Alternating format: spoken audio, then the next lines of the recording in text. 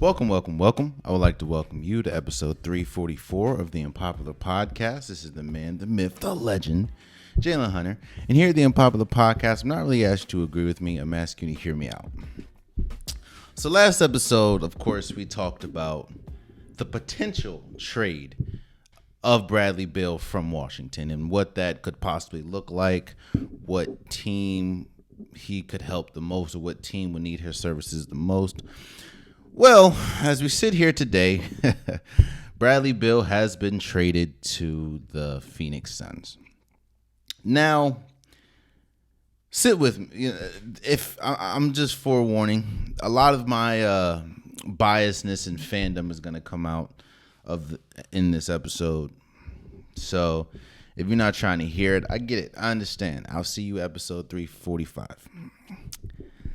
But there's a lot of ways to dissect and look at this trade as a whole, and that's what we're going to do. Let's first start with the trade.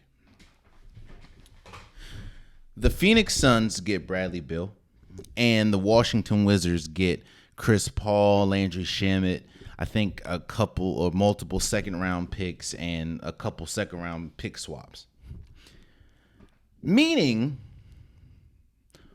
you know what? Let's not get to the Washington side yet. I have a good bit of energy for Washington, so let's just wait on that.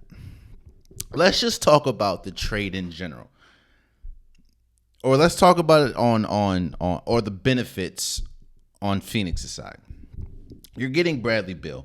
Last episode we talked about just how vital and how important and how good Bradley Beal is as a offensive weapon, as a scorer. And I talked about how lethal Bradley Beal can be as a second or third option. It's clear, it has been clear if you look at how his tenure transpired in Washington, that Bradley Beal might not be he hasn't proven to be a number one option. And when he is a number one option, your team is a championship caliber team. But when you have a skill set as good as Bradley Beal's, and he's not a number one option, that drastically makes your team better. And when you look at this Phoenix Suns team, it's hard not to, at least at first, praise this move. Think about it. What they did was they essentially took a contract that's expensive and they're going to be over the cap, and they took that contract, which is Chris Paul, and paired it with another contract that's very expensive that they're going to be over cap in Bradley Beal. Now you're probably thinking to yourself, how is that a plus? Well, Phoenix already knew that they were going to have a tough time building the roster. They already knew that they're going to have to have a tough time paying not only, KD's contract, Devin Booker's contract, and then also Chris Paul's contract. Well, it's like the lesser of two evils. Would you want to have a tough time trying to figure out how to overpay or how to pay for Chris Paul's contract or how to pay for Bradley Beal's contract? It's smart on their part. You know what I mean? It's smart, and now you have three players that scored over 22 points a game last year. Actually, over 23 points a game last year.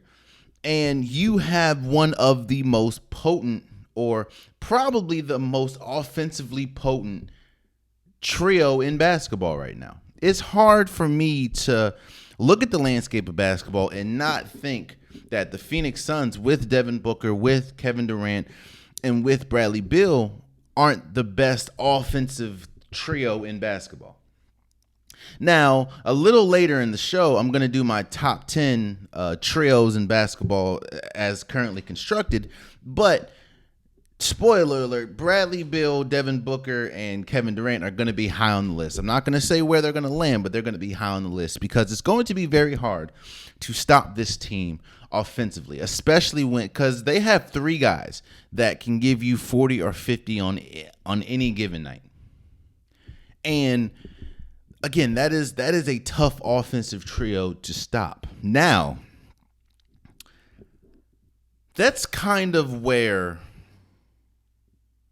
the praise stops for the Phoenix Suns. Because don't get me wrong, the Phoenix Suns still have work to do, and they understand that they have work to do. They are, as currently constructed, not really a team. You have their starting five right now that is that it has a contract on the team is Cameron Payne, this would be their starting five with the players that have a contract. Cameron Payne, Devin Booker,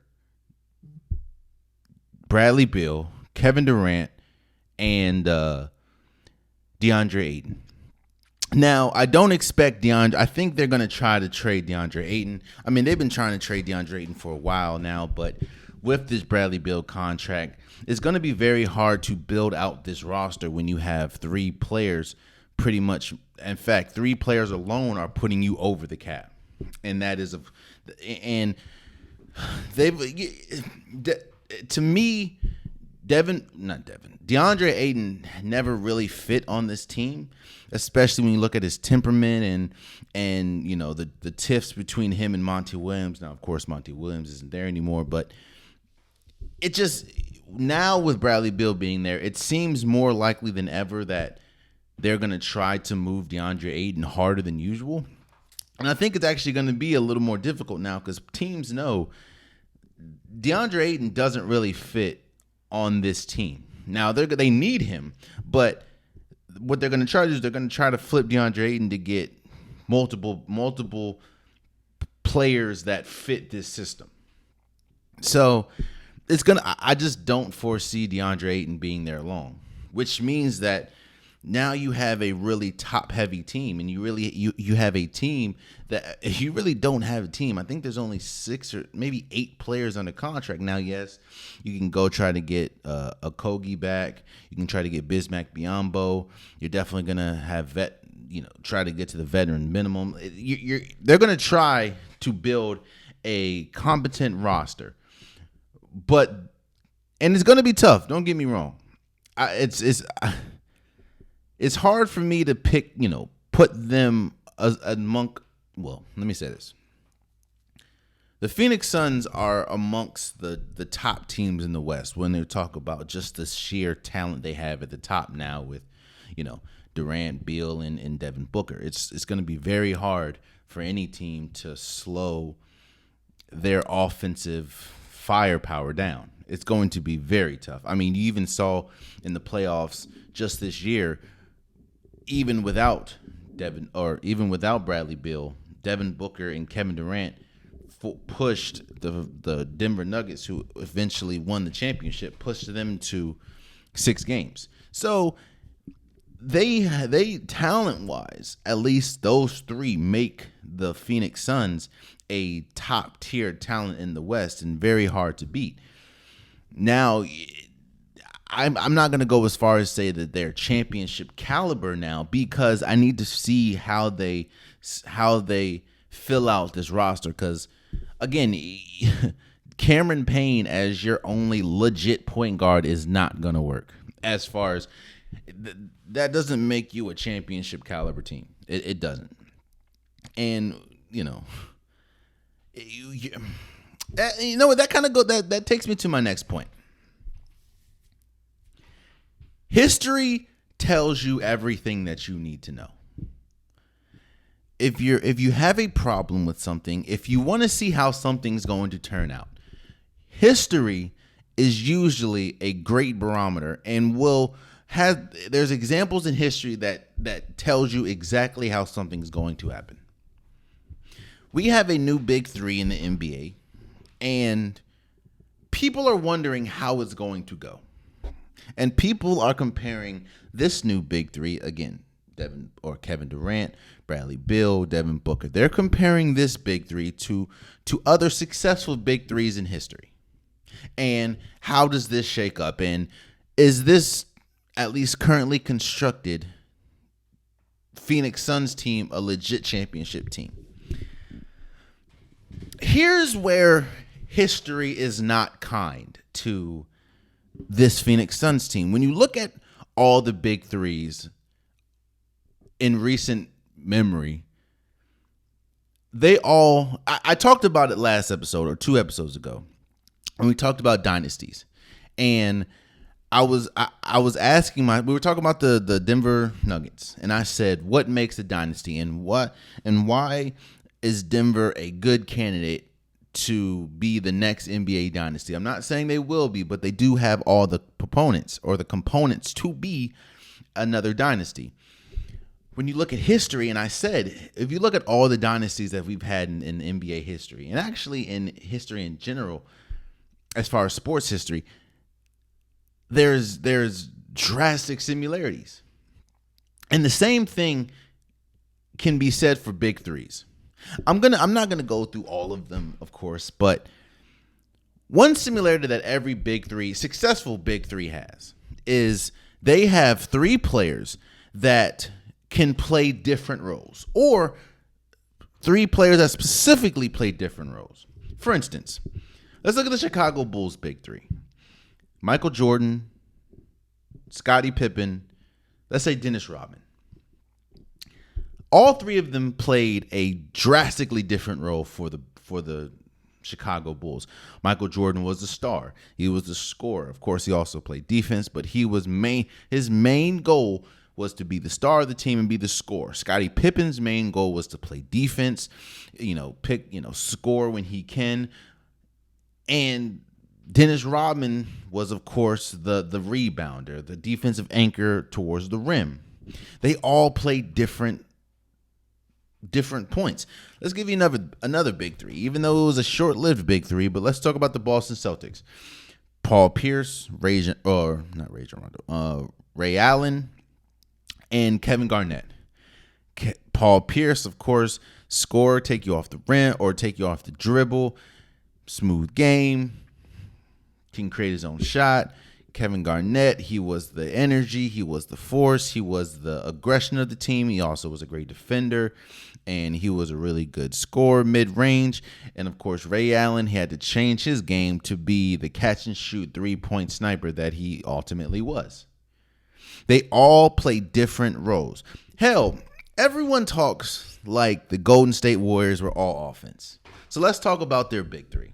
They had two iterations of a big three. Let's talk about their first iteration to me the most successful iteration of the big three, and that was Steph Curry, Klay Thompson, and Draymond Green. When we talk about the Golden State Warriors big three, Steph Curry, of course, is the star. He is the three-point shooter. He is the scorer. He's the one that can create, he can create his own shot off the dribble. He's the greatest three-point shooter we've ever seen. He is the star. He's the nucleus. We talk about Klay Thompson, especially before the injury. Klay Thompson was mainly for defense and catch and shoot threes. That was Klay Thompson's role. And of course, Steph Curry wasn't the greatest on-ball defender. Klay Thompson was that. And then you had Draymond Green, who was the facilitator. He also was the defensive anchor. He also was the heart and soul of that team. They also had the Golden State Warriors had another iteration of big three, and that was Kevin Durant, Steph Curry, and let's say Klay Thompson. While yes, most of them are scorers,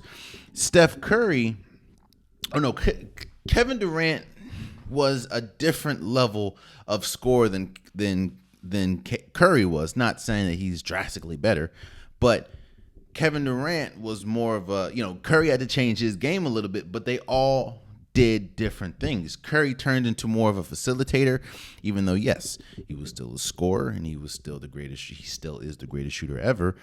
His role changed so you can fit Kevin Durant on the team and maximize the success.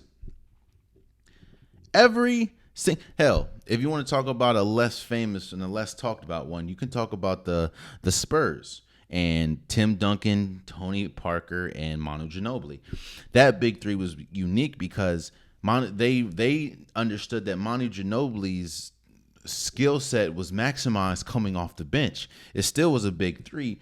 Tony Parker was the point guard. Of course, the nucleus to that team was Tim Duncan and just his sheer talent and ability to score and ability to, Mr. Fundamental, probably the greatest power forward ever. And then Manu Ginobili was the spark off the bench. Every single successful big three, every player in the big three did something different or was needed for something different. Every single successful big three. You know what history also shows? History also shows where things don't work and why they don't work. We talked about the successful big threes. There have been unsuccessful big threes. Let me talk about the most recent unsuccessful big three, and that's the Brooklyn big three. You have Kevin Durant, you have James Harden, you have Kyrie Irving. One reason why it didn't work was, of course, injuries. Injuries and just the lack of playing together. That's one reason why it didn't work. But one thing that it's obvious is that those three, again, Kevin Durant, James Harden, and Kyrie Irving, they share very similar skill sets and skill points. And the things that they don't do, all of them don't do like that. Kevin Durant is a solid defender, but that's not his calling card. Kyrie Irving does not play defense, and James Harden does not play defense. So it's hard when you get three of them together, and you expect at least one of them to be like, all right, I'm going to devote myself to the defensive side of the ball.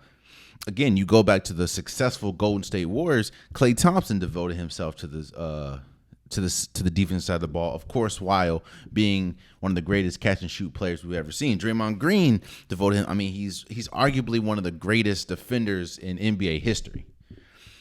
Same thing with the big three with the Miami Heat.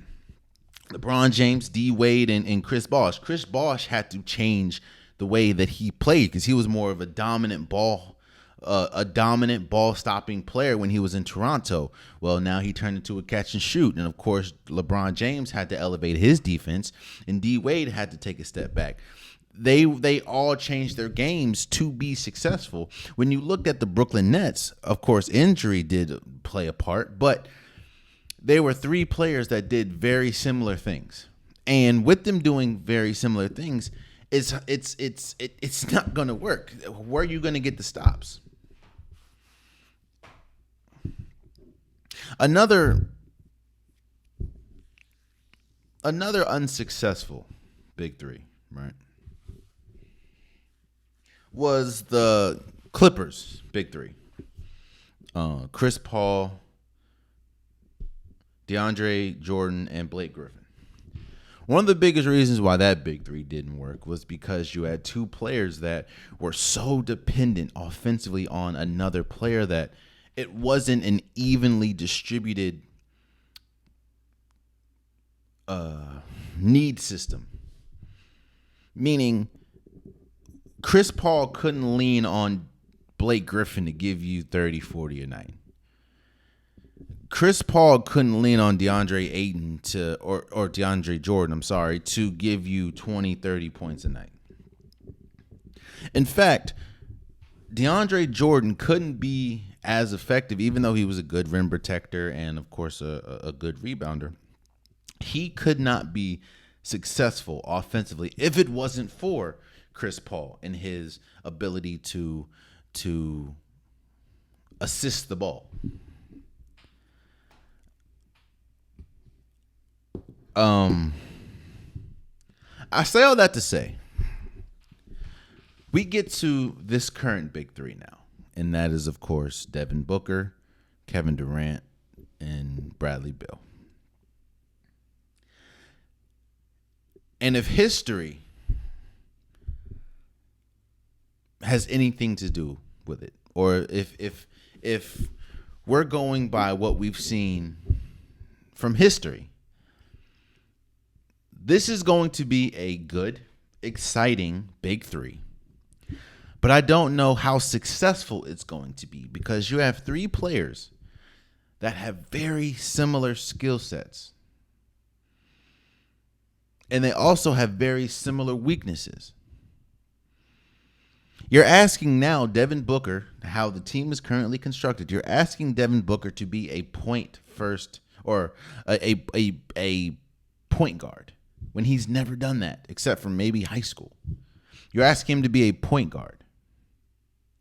You're asking either Bradley Beal, Kevin Durant, or Devin Booker to devote themselves on the defensive side of the ball. The one time Kevin Durant devoted himself to the defensive side of the ball was in Golden State, when you're playing next to one of the greatest defensive players the league has ever seen in Draymond Green. I am a devout Wizards fan, so I can tell you with confidence, Bradley Beal is not that good on the defensive side of the ball. You can contribute it to the fact of, he was pretty much Washington's only scorer and only light as far as talent for a good portion of that, so he probably was just focused on offense. But Bradley Beal, history can be changed. No, that's a lie. History doesn't always tell the whole story. But if you want to look back in history to see how successful this trio is going to be, look at the players that we're talking about and look at their track record. And then look at what you're asking them to do. And have they done it before? Hell, Bradley Beal can turn into the best defensive player in the league. He can turn into a Klay Thompson. Devin Booker can turn into one of the best point guards in the league. Kevin Durant can turn into one of the best defensive bigs in the league. But that's what's going to have to happen for this team to reach its ultimate goal. And if I'm not a betting man, but if I was, I wouldn't bet on that happening. We talk about this a lot when we talk about Russell Westbrook. It's hard when you have players that's been in the league for a long period of time to be in the league 10, 11, 12, 13 years, to then ask them to change what they've done their entire career. It's hard. That's why I applaud someone like Aaron Gordon. Aaron Gordon was never a defender. Ever. Maybe in high school when he was just bigger than everybody else, but he wasn't a defender in Arizona. He was never a defender when he came to the league in Orlando. But one of the biggest reasons why the Denver Nuggets won is because of Aaron Gordon's defense in the playoffs. So it can happen. Don't get me wrong, it can happen, but it's unlikely, to say the least. It's going to be exciting. Don't get me wrong. This big three in Phoenix is going to be exciting. You're going to see some electrifying offensive firepower from these three. And I'm excited to see what Bradley Beal looks like when he's not a number one option. I'm excited to see that and see just how talented, see just how much he contributes to winning. That's what I definitely want to see. And it's going to be fun. But there's a reason why a lot of people, and I am in that boat. A lot of people are hesitant to call this team a championship favorite. Because history, as many big threes as we've had, successful and unsuccessful, this big three is not on or doesn't show the characteristics of a successful big three. Now, again, they have not played a game together. And all this can be hyperbole. All this, I can be drastically wrong. And if I am drastically wrong, I will be the first person to come here and say, hey, I was wrong. This team is incredible. And we also need to see what happens when they fill out the team. Like, what happened? Are they going to be able to trade DeAndre Ayton? If they trade DeAndre Ayton, what are they going to get for him? Are they going to, if they keep DeAndre Ayton, how does he fit with this team? Because DeAndre Ayton, he's one of those players where you look and think to yourself, he should be better than he is. DeAndre Ayton should be, he has the skill set to be better. He just might not have the motor. So how does that fare on this team? I don't know. Again, this is all before we've seen we haven't even seen Bradley Beal in a Phoenix Suns jersey yet. But I am interested to see. I'm interested to see it. But as I said here today, I am hesitant to call this a championship favorite. When you have especially in today's NBA, when you have the firepower and the offensive weaponry that this Suns team have, they can make it to a championship. Yes, they're going to be one of the top teams in the West and ultimately probably one of the top teams in the NBA. But when you look at damn near every NBA champion, they have the characteristics, again, going back to history, they have the characteristics that the Phoenix Suns at least currently do not have. Or at least all the characteristics that the Phoenix Suns do not have. So, we'll just have to wait to see. Let me, all right, so just a disclaimer.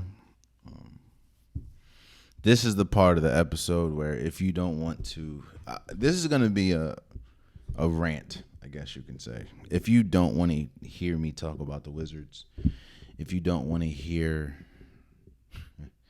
my fandom come out, you probably want to skip a couple minutes ahead.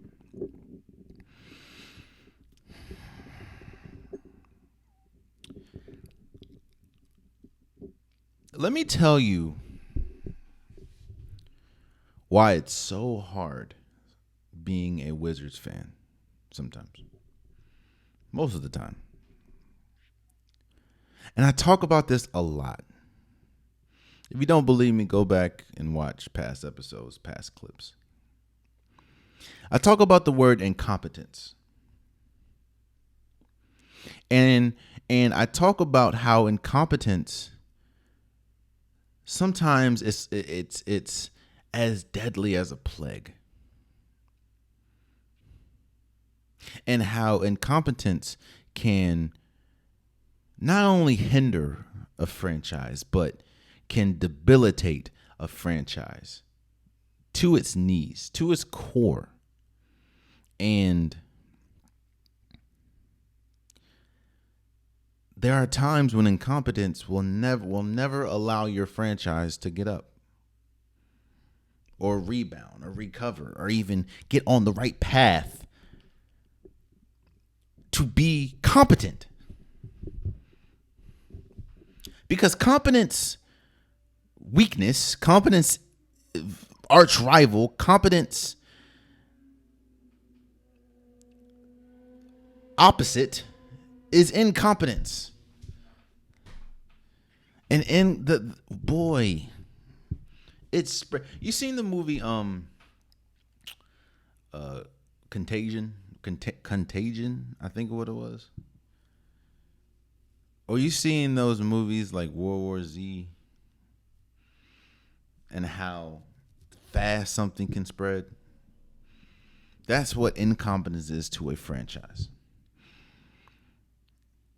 One decision can have drastic, damning ripple effects throughout the entire franchise. You see,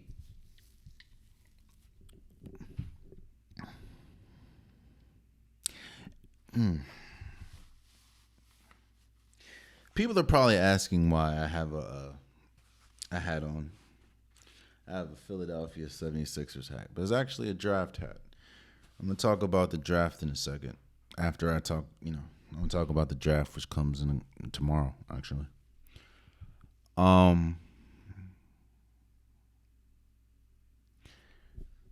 Washington obviously lost this Bradley Beal trade. Obviously. You trade Bradley Beal, who 2 years in a row led the league in scoring, has been the star that you have attached everything to in this franchise, has been the star that everyone and their mama knew probably 3, 4, 5 years ago should have been traded. But you just knew. You just knew Bradley Beal was going to prove everyone wrong. And don't get me wrong. I know it sounds like my anger is towards Bradley Beal. It's not.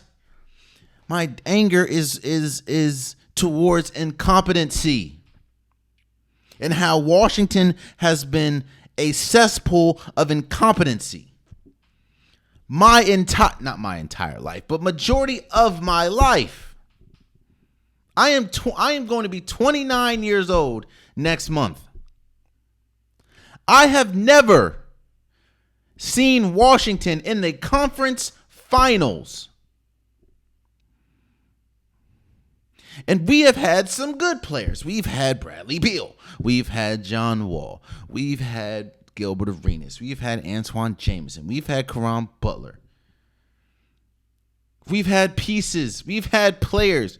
We had yellow-eyed Michael Jordan still dropping 40 points or 50 points at age 40. We've had them all. And I have yet to see my team in a conference finals in my lifetime. But I'm talking too broad. Washington, one of the biggest tall tale signs of incompetency is how you handle the draft.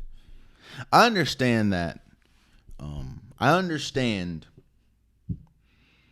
that the draft is a science, and it's hard to crack if you don't have the number one pick.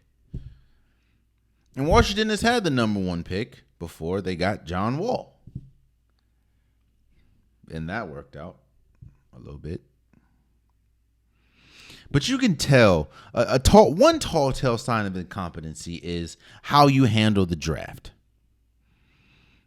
And Washington has had lottery picks multiple times.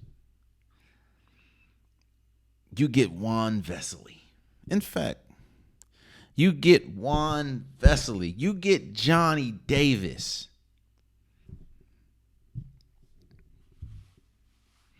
I'm talking too broad. Let's just stick with this Bradley Beal thing. And why it was destined that whenever this point was going to happen, and trust me, everyone and their mama outside of the Washington organization knew this was going to happen eventually. You are going to ultimately lose because of your decisions. Bradley Beal is going to start a new era in basketball. I think Bradley Beal will be the very last marginal player. Not marginal. Let me not disrespect Bradley Beal. Bradley Beal will be the first or the last player that is not a star to get a no trade clause.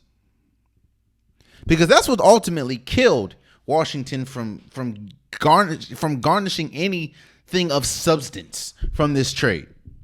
Bradley Beal's no trade clause. You had better deals for Miami. You had better deals damn near everywhere you looked. But because of Bradley Beal's no trade clause, and by the way, everyone and their mama knew you do not give Bradley Beal a no trade clause because he has not done anything to prove that he deserves a no trade clause. I agree with Stephen A. Smith to a certain extent. I think there's only maybe 4 or 5 players in the league today that deserves a no trade clause. Bradley Beal does not land on that list. You don't even get a first round pick for a 3-time All-Star and a player that led the league in scoring 2 years in a row. Now you can say Jalen. J-Man, J-Money. The man, the myth, the legend.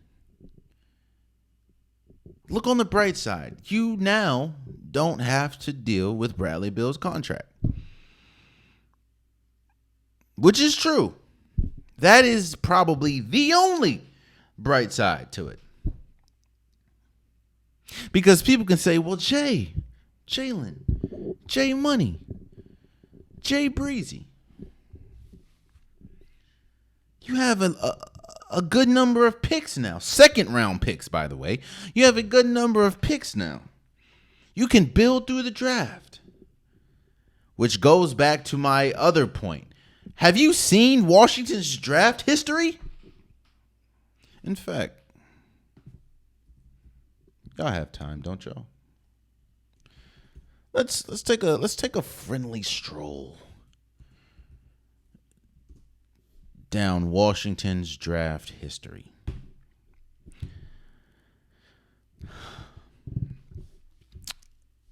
These are just a couple of draft. In fact, these are the draft picks since Bradley Beal in 2012. These are the draft picks. Arjan Kazmini. I know I messed your name up, bro. My fault. Nate Wolters. Otto Porter. Guess if Otto Porter's on our team anymore? Nope. Jordan Clarkson. We did draft Jordan Clarkson. Oh, shoot. He went to the Lakers from a bad trade. Aaron White. Jaren Grant. Do you know where Jaren Grant is right now? I know he's not in Washington. Yusef Sanon. Who the... Troy Brown Jr. Is he on Washington? No. In fact, did he ever work in Washington? No.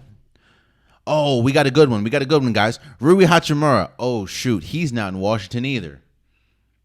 He was a key piece to the Lakers in the playoffs just this year.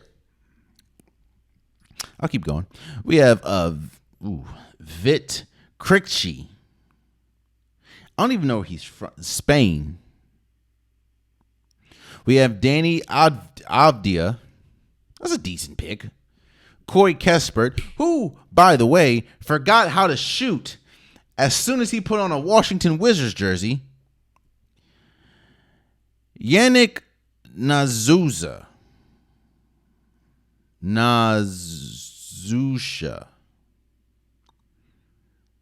Definitely irrelevant. And Johnny Davis.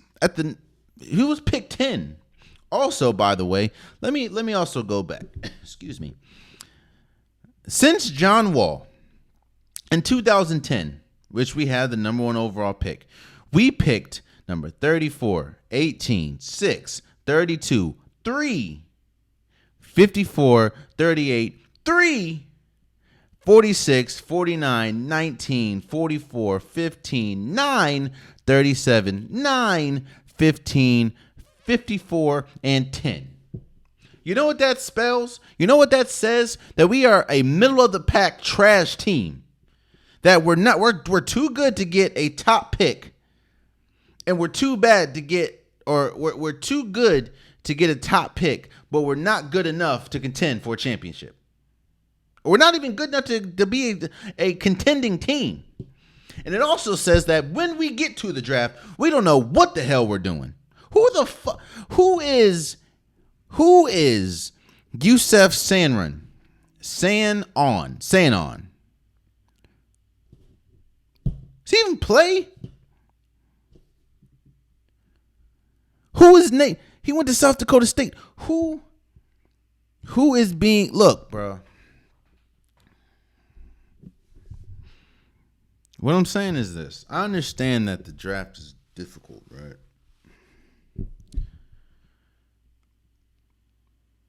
But there's nothing about this Washington team that you want to wrap your hands around or wrap your arms around and say, "Hey, take us home."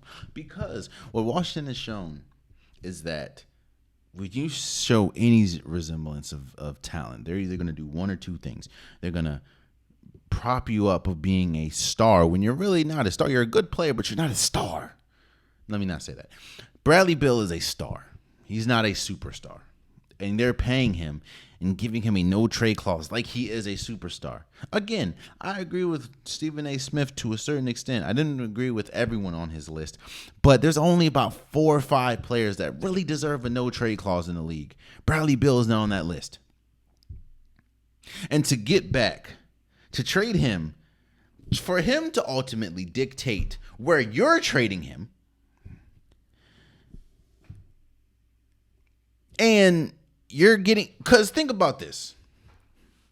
And this is how this is how crazy this trade is, man. For the Washington side. The Phoenix Suns don't have a first round pick till like 2030. And you didn't even get that. You got second round picks. Now, unless there is a Nikola Jokic in this draft, which there definitely isn't. Yet, unless there is a Draymond Green in this draft, which there definitely isn't, or the draft soon to be, which I don't really foresee, then what are we doing? And you get back Chris Paul and Landry Shamet. Everyone and they mama knew Chris Paul more than likely is not going to step foot in Capital One Arena with a Wizards jersey on. So you're essentially trade Bradley Beal for Landry Shamet, a 3-point specialist off the bench. Oh, on top of that, remember when you traded Rui for a whole bunch of people? Like you traded Rui for and you traded Russell Westbrook for Kyle Kuzma and Kristaps Porzingis and all those. Well, Kristaps Porzingis 9 times out of 10 ain't gonna be there next year, and Kuzma 9 times out of 10 is not gonna be there next year either. So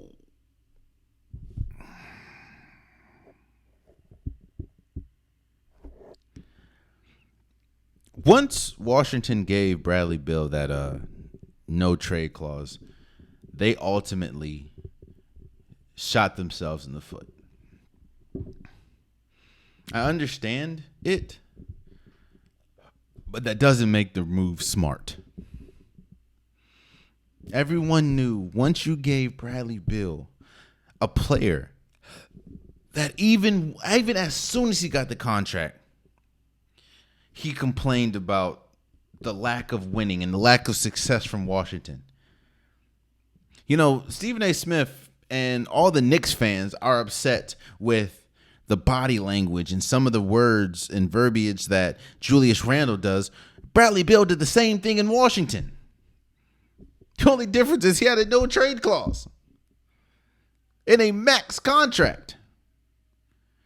And even worse, bro, they extended him. They gave him a max extension because they had to, because they had absolutely no direction to go in after you paid him a French man. You paid him, oh boy, you gave Bradley Beal a max contract with a no trade clause.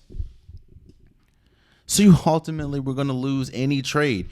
And you gave Bradley Beal not only a no trade clause, but you in his contract allowed him to dictate who you get. So Bradley Beal, bruh.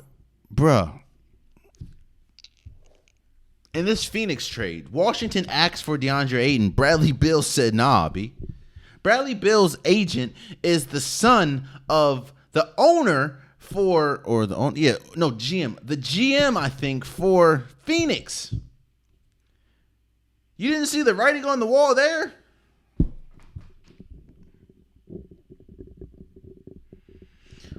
Washington, It's clear that Washington hit the reset button and they're in full rebuild mode. It's clear. Doing this move symbolizes a clear reset. The only hesitation I have is, what are you gonna do you, as a Washington fan, and I'm talking solely to Washington fans at this point. Do you have any faith that because in a rebuild, there's a lot that you have to get right. You have to get free agency right. You have to get trades right. You have to get the draft right. So I understand we have a new new GM.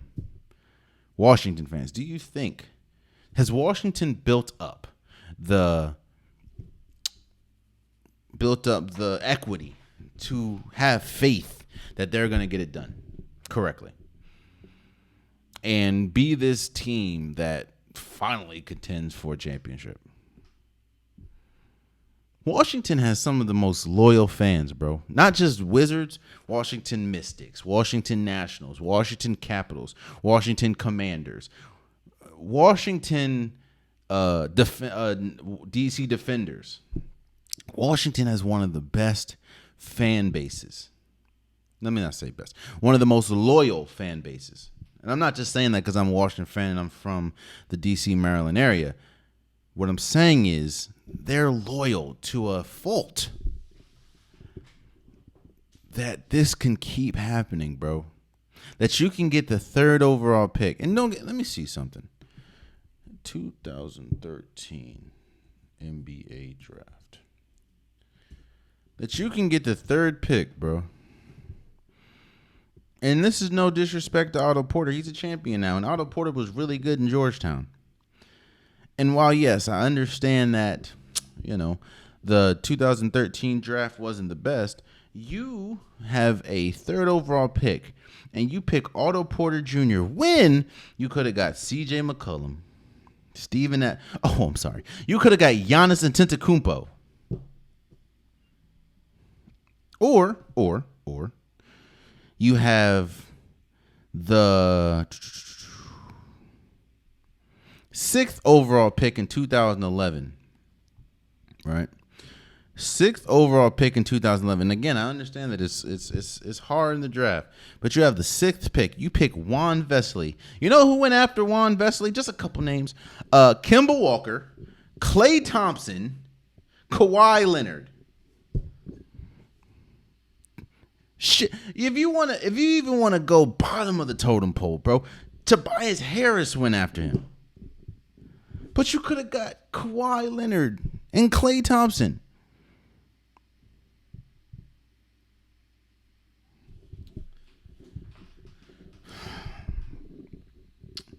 And before I get off this, because I feel like I'm hot right now. Like, I'm legit hot. So I feel like I've given a lot of energy to Washington, man. I don't have a direction. I don't have a nice way of ending this. I understand Washington had to do this. I get it. But they didn't. I mean, I understand you had to trade Bradley Beal, but again, this is like 4 or 5 years too late. And if everyone knew Bradley Beal wasn't going to finish his career as a Wizard, why give him a no trade clause? Which essentially means that you're not going to get, I'm not going to say, once you trade, it's very hard. You're more than likely you're not going to get equal value for a star.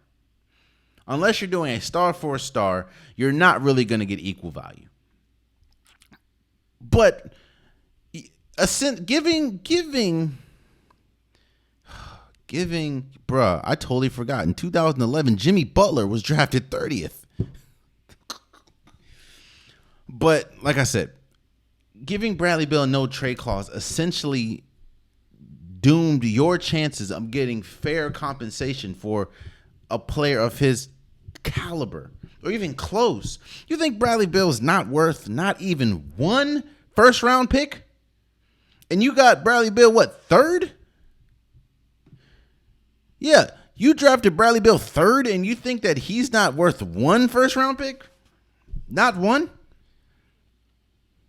What you essentially saying is Bradley Beal is worth a multiple second round pick. Let me tell you who was drafted in 2011, since it's on my screen, or 2011. Let me give you who's the best player that was drafted in the second round in 2011? Maybe Bojan Bogdanovic. Maybe that. Yeah, that's probably it. Chandler Parsons. That's, in fact, let's go 2012 when Bradley Beal was drafted, right? Yeah. Who was the best player to come in the second round in 2012? Draymond Green. Let's go 2013. One more draft. 2013. When you chose Otto Porter in the third overall, who was the best second round player in 2013? Is it? Damn. Oof. Boy. I'm gonna just guess. Maybe Alan Crabb.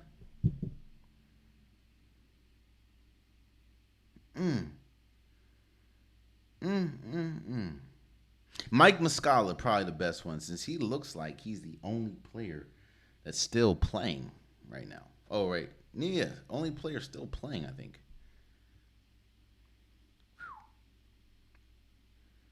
What I'm saying is this.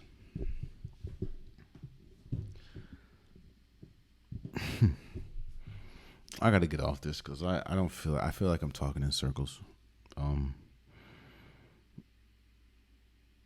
Washington is a poverty franchise, and they've been a poverty. If you want to be honest with it, they've been a poverty franchise. Even their best days, as far as in my lifetime, in 29 years of life, their best, the Gilbert Arenas, Chauncey Billups, Antoine Jameson, Deshaun Stevenson, Brendan Hayward, Michael Jordan, John Wall, Marcin Gortat, Otto Porter, Bradley Beal. Even in our heyday, we've never been a good franchise. Let me not say that. We've been a good franchise. We've never been a great franchise. We've never been a contending franchise. And I understand that this Bradley Beal trade is a reset, a franchise reset. And yes, with a new GM, possibly that could change things, and we can be on the right foot, and we can be on the right track, and Washington can finally be that team that you can appreciate, and can honestly say is one of the best. Because don't get me wrong, Washington has had good players. The franchise has just been trash, bro, and it's just been incompetent. It's been inept. It's been putrid.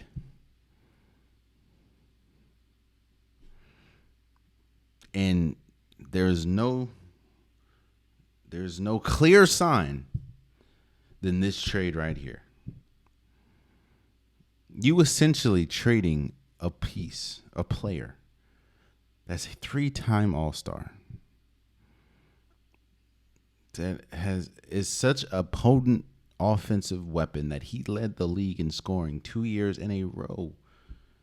I think just last year he had 2 straight 50-point games. You essentially trade him for Chris Paul, who, as soon as I saw the trade, like 5-10 minutes later, I heard, oh, they're going to try to reroute him. So I knew he wasn't playing in a Washington. And Landry Shamet, a journeyman at this point. And not a first-round pick in sight.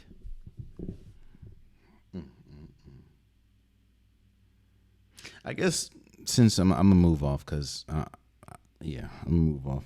I think one thing that I do want to talk about is where Chris Paul fits. you're hearing two teams right now, and I guess I'll throw a third team in there. The two teams that you're hearing is the Clippers and the Lakers. Both teams are in desperate need of a first point guard. I think the Clippers, they're gonna try to either bring back Russell Westbrook or get Chris Paul, and then the Lakers, as we saw, they don't. I don't think they have. Well, their point guard is D'Angelo Russell, who's more than likely not going to return, and Dennis Schroeder. I think that Chris Paul, even at this point of his career, would be an upgrade for Dennis Schroeder. I think for Chris Paul, you have to ask yourself, who do you want to align the end of your career with? Because there's no doubt in my. I mean, you can just watch where Chris Paul is at the end of his career. Yes, he's had a Hall of Fame level career. The only thing that he hasn't had is, of course, a championship. But he is a Hall of Fame player. But it's clear and evident that he is at the end of his career. The fact that you can get traded to a team and they don't even really want your services at all is a tall tale sign. And again, it's for him is who do you want to align yourself with? Do you want to align yourself with Chris Paul and Paul George, who of course are the younger of the two teams? However, they suffer the most from the injuries. Or do you want to align yourself with LeBron James and Anthony Davis, where I think Chris Paul's gonna have to change his game a little bit, playing alongside LeBron James, and of course we do know Anthony Davis also suffers from the injury bug. So I think another team that I would love to, I think his services in a different capacity would work for Chris Paul is the Memphis Grizzlies. I think that it's such a young roster, and it needs, especially John Morant, it needs a solid veteran. And it needs a veteran they can respect. Because right now, the vet for the Grizzlies is Steven Adams, who's like younger than me. So you get Chris Paul in there. He takes, John Morant under his wing. I think that'll be a good fit. I don't know if they can afford it or whatever, but that would be a good fit. So I think right now the two teams to look at is, of course, the Clippers and Lakers, because they most need. I mean, you're hearing reports that the Clippers are interested in Chris Paul, and they need a point guard, and the Lakers are desperate need of a point guard, seeing as though a lot of their team is free agents at this point. So, and I think it'd be interesting to see Chris Paul in a Grizzlies uniform as for his mentorship and for just his wisdom, especially with a young talent like John Morant. So that's that, man. That is that. I didn't say everything that I wanted to say, of course, with Washington and because I just it's mental health, it's man. Do you know how difficult you might?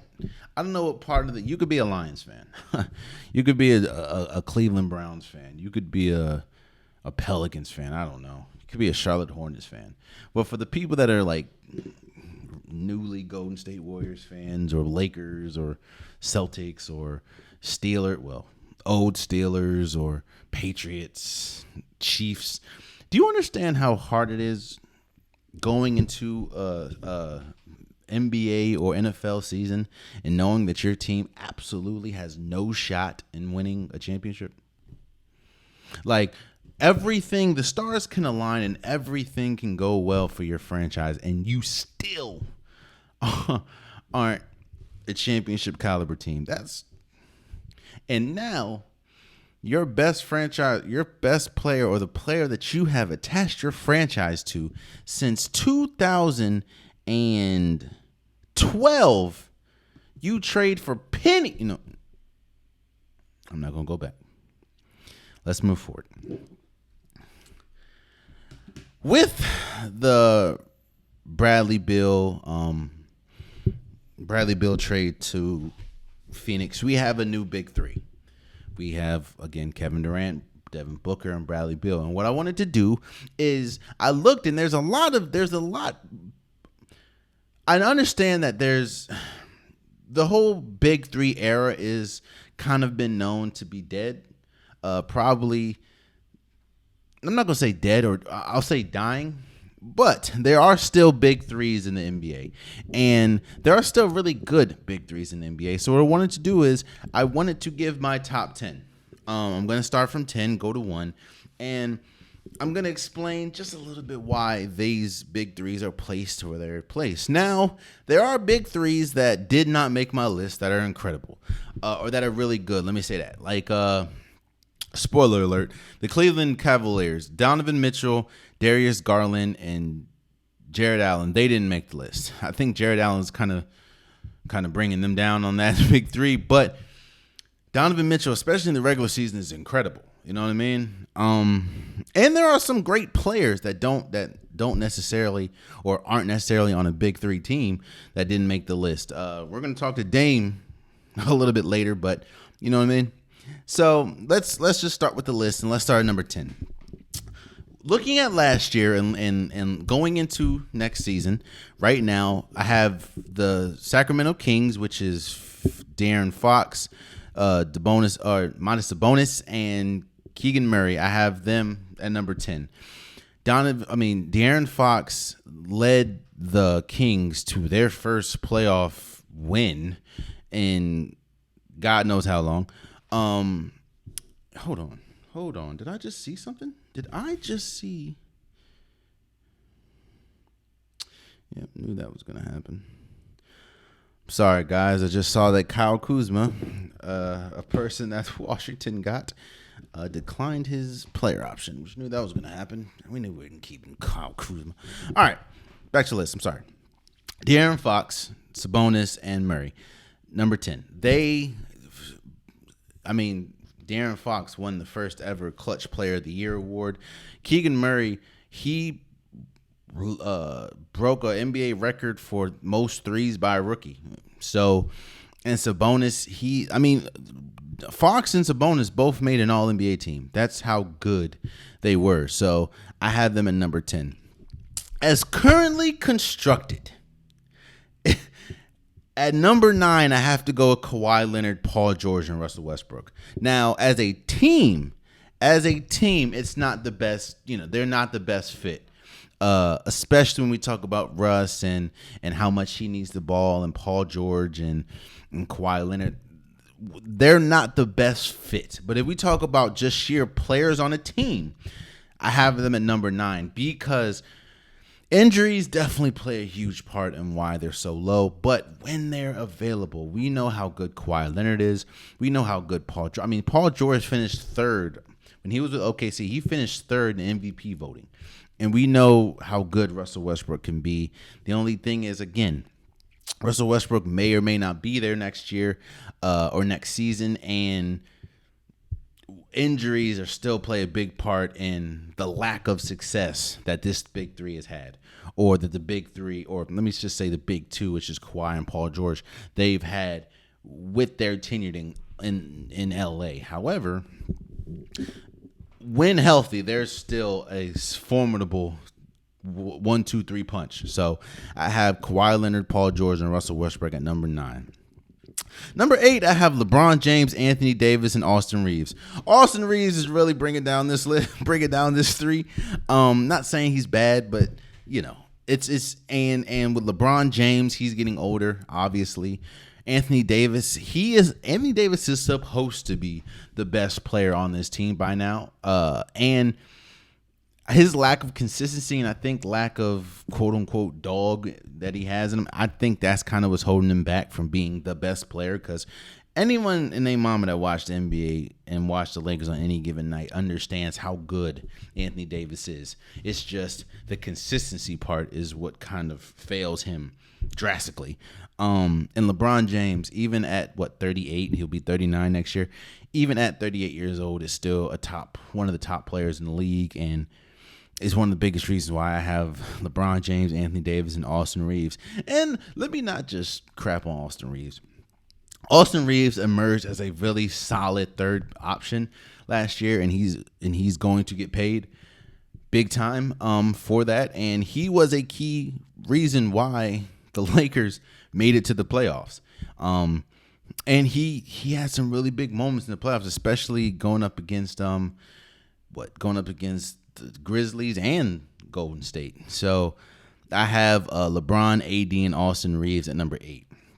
Number 7, I have Jimmy Butler, Bam Adebayo, and Tyler Hero. This is probably one of the more underrated big threes.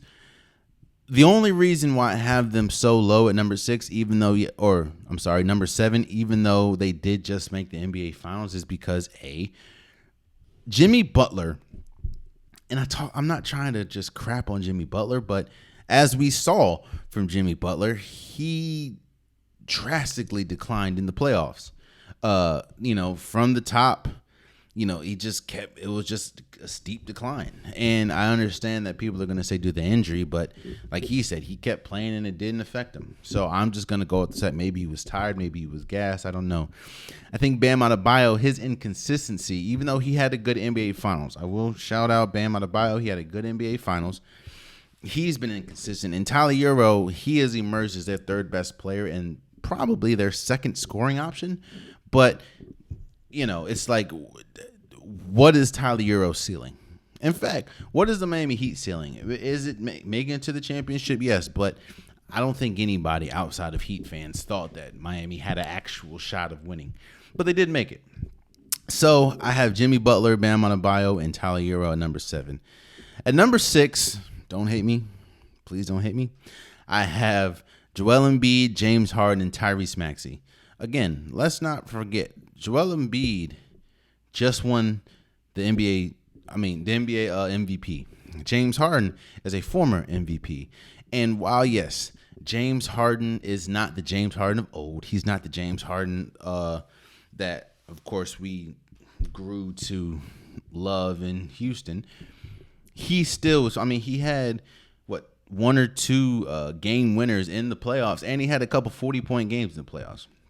And Tyrese Maxey is emerging as a young star in the league. I'm not going to go as far as a superstar, but with his offensive ability, with his quickness, that trio, when they are playing at their best, is hard to stop. Joel Embiid, again, he did just win the MVP, and I think he's the second best, one of the most skilled big men we've ever seen, second best big man in the league right now.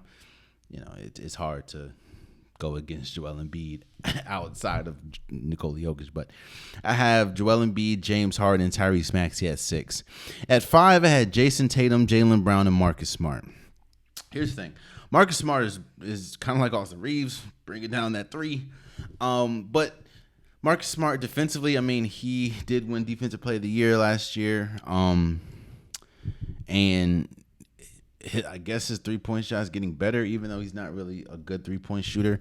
This big 3 is definitely getting carried by their big 2, which is Jason Tatum and Jaylen Brown.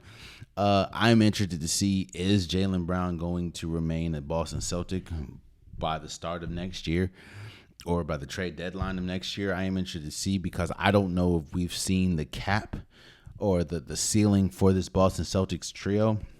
Because Jason Tatum is Jason Tatum. He had a 51-point Game 7 against Philly. We know how potent of an offensive weapon he is. And we know that when he and Jaylen Brown devote themselves to the defensive side of the ball, when they were coached by Ime Udoka, they were one of the best defensive trios, trios, actually, because, again, Marcus Smart did win the Defensive Player of the Year. We just got to see. I don't know if we've seen the best of this trio, but I will say is the best of this trio is still a damn good trio, and that is, again, Jason Tatum, Jaylen Brown, and Marcus Smart. At number 4, I have Giannis, Chris Middleton, and Drew Holiday. The reason why I have them number 4 and not higher is because of Chris Middleton's health. And not only is it Chris Middleton's health, but because of the injuries that Chris Middleton has sustained, you can see a clear decline in Chris Middleton. I'm not saying he's not good. Obviously, they're still number 4 on my list. But when Chris Middleton was at his peak, he was very underrated because, of course, he played for the Bucks. He played alongside Giannis Antetokounmpo. But while, yes, Giannis was the main reason that the Bucks won the NBA championship back in 2021. Chris Middleton was a huge part as well. clutch shots. Chris Middleton is probably the only player on that team that can put the ball on the ground consistently and get his own jump shot. Drew Holiday is one of the most underrated players as far as offensively and defensively now. And we know who Giannis is. Giannis is Giannis, 2-time MVP, Finals MVP. He's Giannis, arguably the best player in the league. The reason, again, why I have them at number 4 is because of Chris Middleton's health is always a question mark, or has been a question mark these last few years since winning the championship, and even when he's played, his impact has diminished, probably because of the injuries. So I have them at number 4. Number 3, I have Steph, Clay, and Draymond Green. Now, whoa. I understand people are gonna, well, the Lakers did this, the Lakers did that. What about this year? Let's really look at this year. If you want to be honest, I understand that a lot of people don't like Golden State. Don't get me wrong. I understand a lot of people don't like the whole dynasty thing. I get it. And people are happy that the Lakers beat Golden State because they think it's the end of the dynasty. Cool. I'm not saying it is. I'm not saying it's not. What I'm saying is, let's be completely honest and let's actually look at what we saw last year from Golden State. Steph Curry had one of his best statistical seasons, especially if you count the playoffs, since he won the MVP back in 2016. Klay Thompson had his best offensive season. Now, yes, I understand that in the second round of the playoffs, and he couldn't hit the side of a barn. And actually, towards the end of the playoffs, he could not hit the side of the barn. Like he just couldn't hit anything. But Klay Thompson had statistically, at least offensively, one of his best, if not his best season he's had in years. Klay Thompson. Now, yes, defensively he's injuries are gonna, when you hurt both your ACLs, like it's gonna be tough. But Klay Thompson had one of the best seasons that he's had in years, especially when we talk about offensively. And Draymond Green, I mean, yes, he's not the Draymond Green of old. None of them are the players of old. I mean, Steph Curry's 35, and both Draymond and Klay are 33, I believe. So they're both getting up there in NBA age. But Draymond Green still finished on the all defensive second team.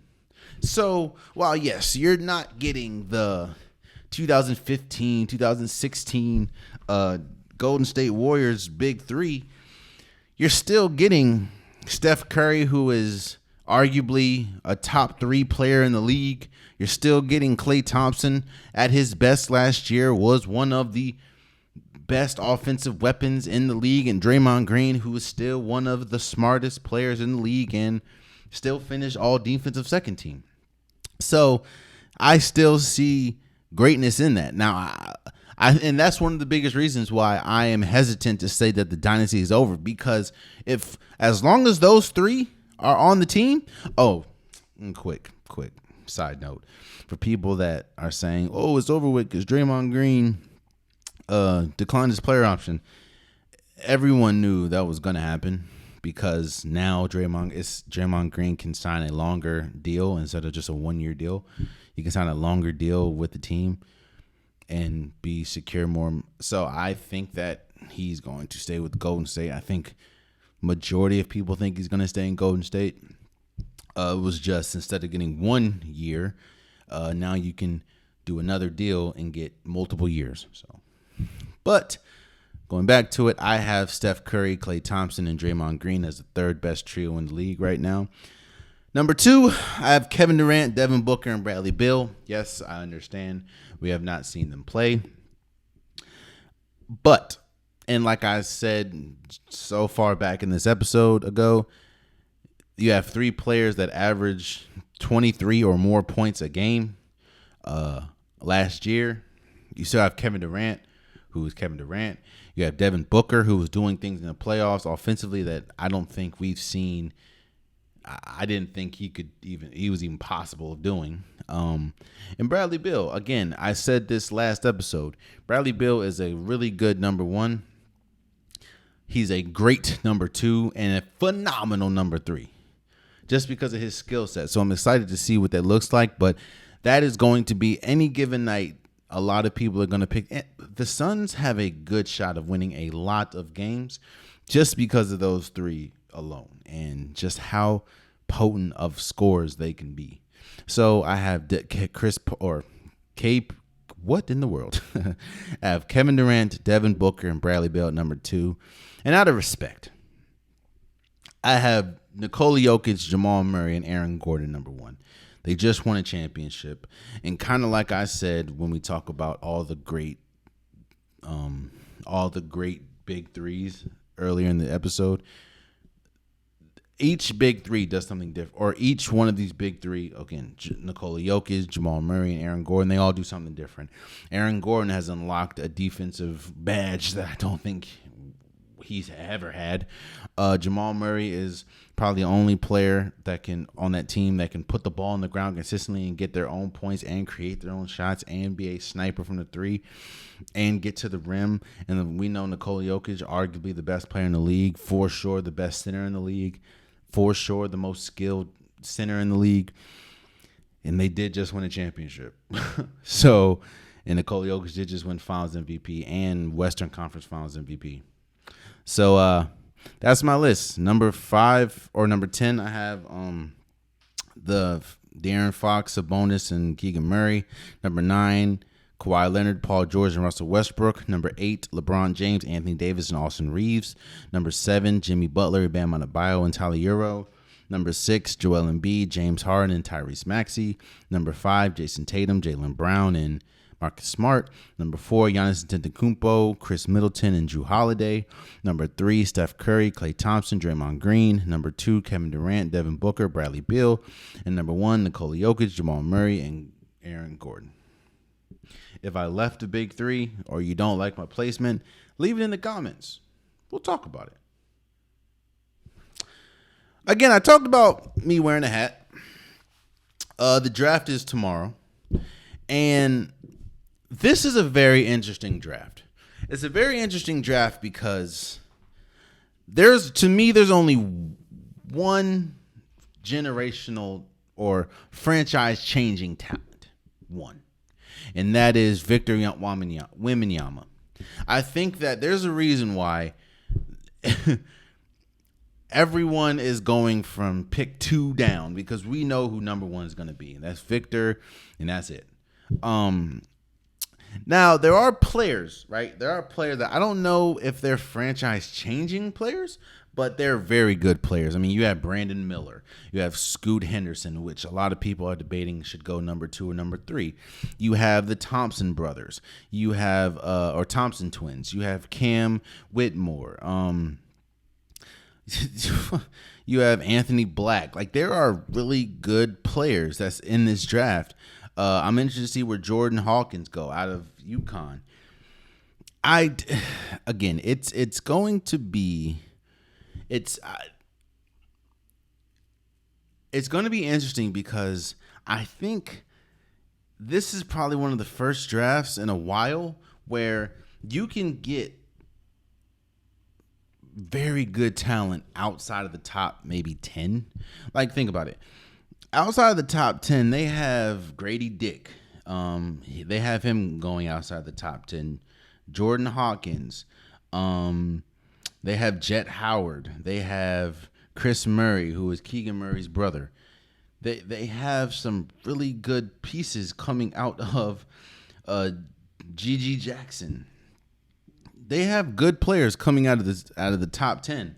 So, and a lot of these players, Noah Conley, like they have, these players can change or be impact players day one. Not saying they're going to change the franchise or anything, but impact players day one. And I'm just interested to see. It's a very interesting draft. Now, again, nobody in this draft, not even Brandon Miller, not even Scoot Henderson, none of them have the same impact that Victor Wembanyama is going to have. Like, not even close. I think here's the thing, though. I will say my only concern about Victor is, of course, his size. I am interested to see what Chet Holmgren, who, of course, was drafted last year, didn't play at all. I'm excited. I'm interested to see what he looks like in the league. I understand that the physicality in the league is definitely tapered down, and it's not what it used to be. But Victor is very, very skinny. I understand he has a skill set that a lot of people don't have, and they're saying that he's projected as one of the greatest prospects ever. But I'm just interested to see how is he going to fare with the lack of size that he has. Like, hell, Chet, he got hurt, and I don't understand it was a freak incident, but he got hurt playing in a pro-am game. So, and you know how skinny Chet is. So I am interested to see that. But Brandon Miller is going to be a really good. Scoot Henderson, who is pretty much a Russell Westbrook with a jump shot. Again, the Thompson brothers, where they're going to go, it's going to be interesting. Drace Walker, it's going to be interesting. But I'm excited to see. Washington has the 8th overall pick. I think we're projected to get Anthony Black. I don't know, man.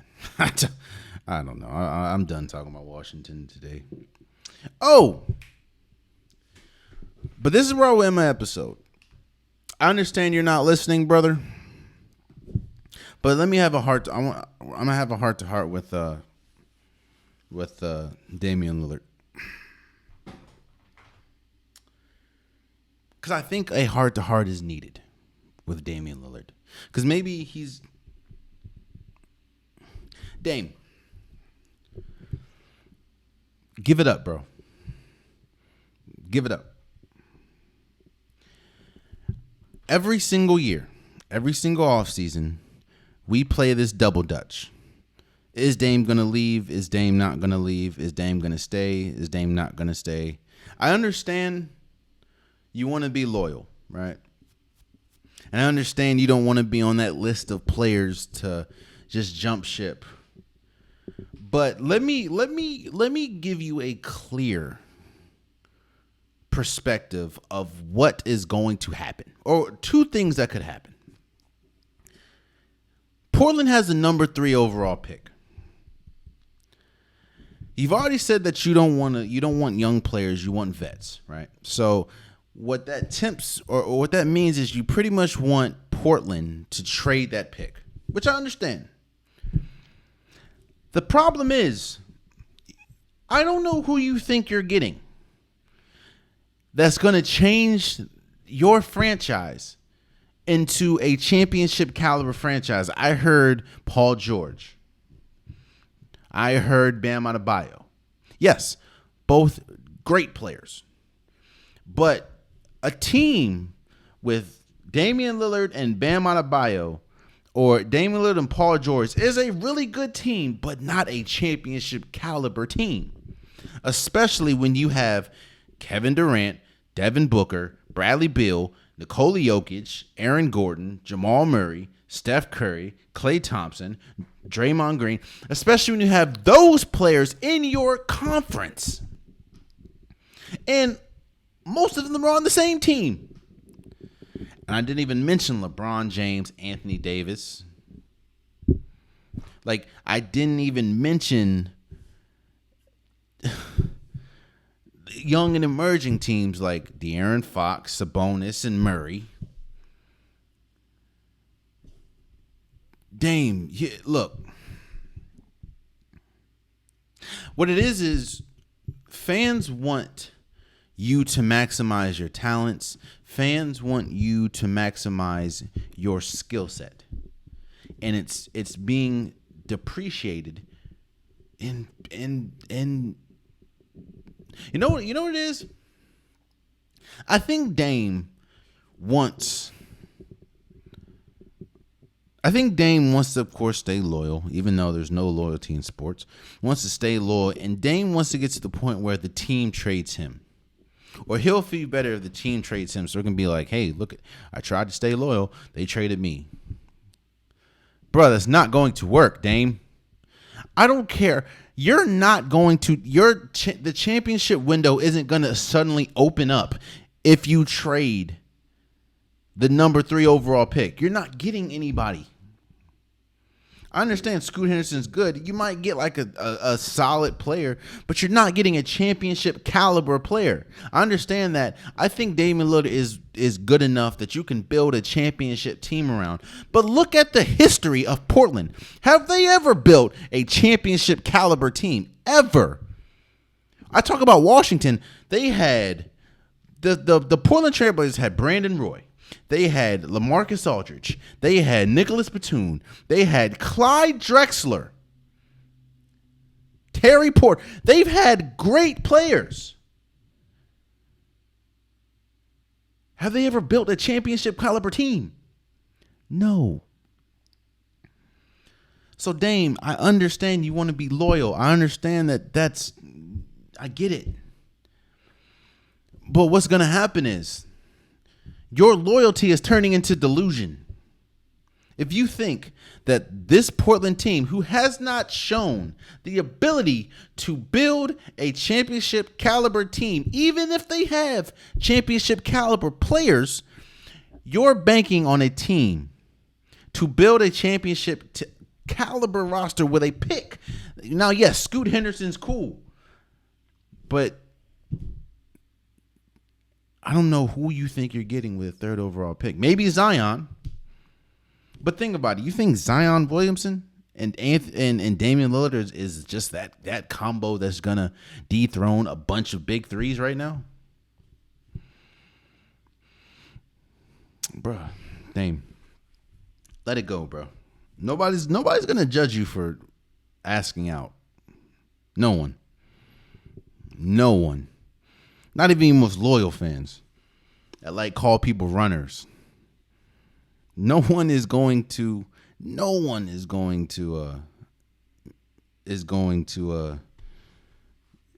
look at you any differently asking to leave. No one's gonna call you a quitter. No one's gonna say you bail when it gets tough. No one's gonna say you quit on them. No one's going to say you gave up on us. No one's going to say that. You know what they're going to say? Hey, I mean, what else was Damian Lillard going to do? I get it. And hell, if they draft Scoot Henderson, great player, still not going to make you a championship caliber team. Because he's a rookie. What is he going to do? Leave, Dame. Leave. And there you have it, man. That has been today's episode of the Unpopular Podcast. I truly appreciate you guys. If you want a Popular Podcast shirt, hoodie, sweater, long sleeve joggers, the link is in the description below. At multiple different colors, multiple different designs. Get your Unpopular Podcast merch today. Also, please subscribe to the YouTube channel. I'm trying to get to 1,000 subscribers by my birthday, which is July 20th. I think I'm at like 840 now. So I appreciate anything can help. Definitely appreciate it. Please subscribe to the socials, Instagram, TikTok. I pretty much post daily, content daily on there. And if you get a response from me, whether it's the Instagram, whether it's TikTok, whether it is YouTube, if you comment on a video, comment on a post, and you get a response, that is actually me responding. So, I don't mind chatting up with you guys. Just be respectful. And again, I appreciate you guys immensely, man. And I love you guys, and thank you. And I'm not saying Jesus' name, praise you in the world. Until next time. Much love.